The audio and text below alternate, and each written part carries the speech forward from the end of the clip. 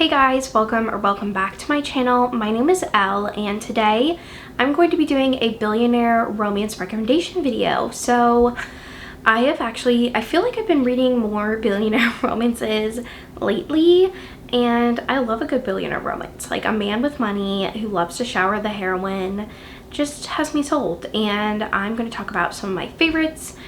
And yeah, so let's get right into this video. The first book I'm going to talk about is Through the Glen by Samantha Young. This is a really fun, more unique, like, small town romance. So this is set in the Scottish Highlands, and the heroine is a writer, and she really wants to get her book series like published. And so the hero is a screenwriter. Well, no, not published. I mean, she wants to get her series published into a TV series, and the hero is a screenwriter. And so she like approaches him, and he's like no, and then he kind of agrees, and they end up spending time in this cottage together while she is finishing writing the series, and he is like writing the script or whatever. And he's also a billionaire. He's also, I think he's like the son of like some like royalty, not royalty, but like a duke or something in England. But it's kind of like opposites attract, and it was really fun. I love this one. I listened to it on audio. It's like really sweet, and they start to have a romance, and she's never really been with anyone, and he's kind of a scoundrel, and it was really good. I loved the uniqueness of her writing like this mystery series, and they really connected. And he's also a billionaire, and so he has a lot of money, and that was a lot of fun. So this is just a really cozy like Scottish romance, but like contemporary, and I really liked it. And I have Love Redesigned by Laura Asher. This is a small town like frenemies to lovers. So the hero and heroine have always butted heads through their childhood to adulthood, and the heroine was actually engaged, but she broke off the engagement and is coming back to her small town to kind of regroup and figure out what she wants to do. And the hero is a billionaire, but also an architect, so they end up working together on this old house and renovating it, and she's an interior designer. And it's like friends to lovers, but slow burn, and it was just really adorable. I just loved seeing them like finally realize like they could have a relationship, because they were almost a thing, but then they weren't, and it was just really cute. And I remember just really enjoying this romance, and he literally drops like 10 million for her on something. I don't remember what it was, but I just loved how obsessed he was with her, and I just love a good billionaire romance. So this one was a lot of fun. Then I have the Kings of Sin series by Anna Huang. So this series is probably one of my favorite billionaire romance series. Each book follows a different billionaire, and the newest book is actually going to be coming out in April. So the first book is A Marriage of Convenience, Hate to Love. Second book is more like opposites attract, what is it, like kind of workplace a little bit. And then the third book is A Marriage in Trouble romance. So all of the romances in this series have been so much fun. They're all billionaires. I've just enjoyed every book in this series, so definitely check it out. And then I have Glimmers of You by Catherine Cowles. This is a fake dating billionaire romance. So the heroine and hero have known each other for years. They grew up together in this small town, and something happens where the heroine almost kind of has like a scare with her health, and the hero gets really freaked out, leaves town, and now he's back in town, and he is working for his dad. And the heroine is kind of approached by this guy, and she went on one date with him, and he's just really creepy. And the moment she sees the hero, she's like, oh, like that's my boyfriend. So they end up fake dating, and it's beneficial to him because his parents are really pressuring him to find someone to marry and like settle down.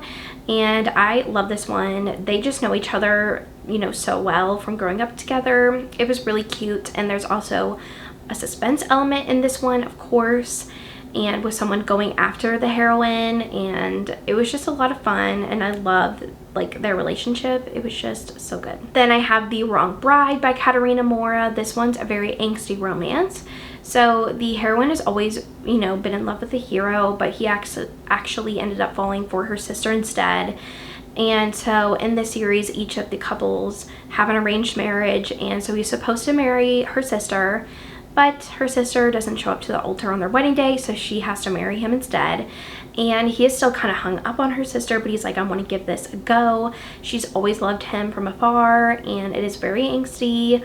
This one was a lot of fun. Each of them are billionaires, and I really enjoyed it. Then I have one of my all-time favorites, which I probably included in the video that I did a year ago, which is Close Quarters by Candy Steiner. I absolutely love this one.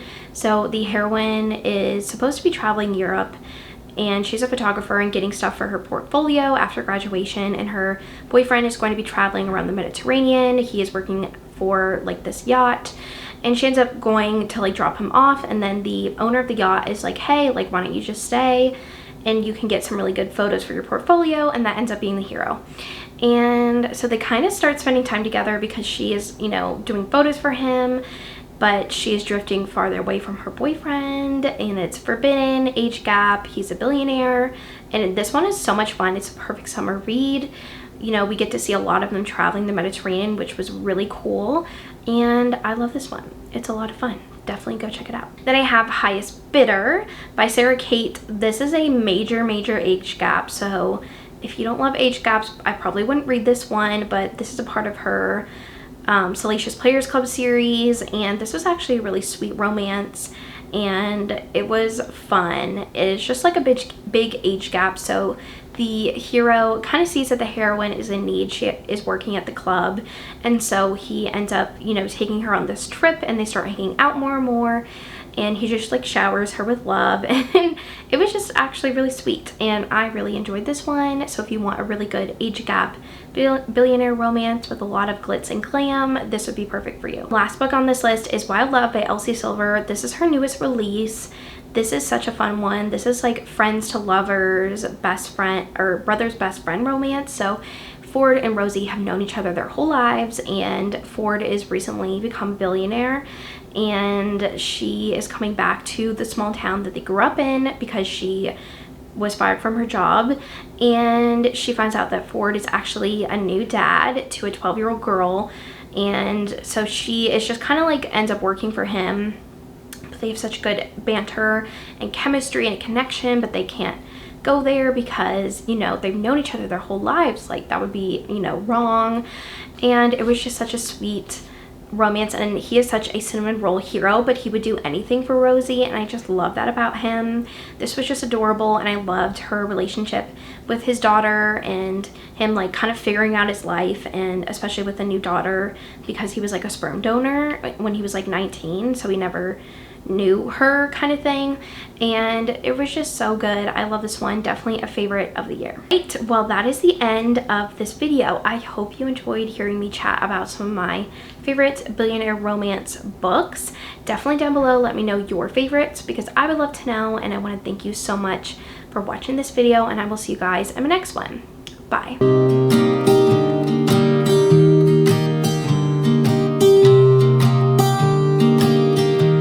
I was never the one to write up a song for just anyone. I was always the one to find myself lost in long conversations. Oh, 'cause I've always been told that things will unfold if you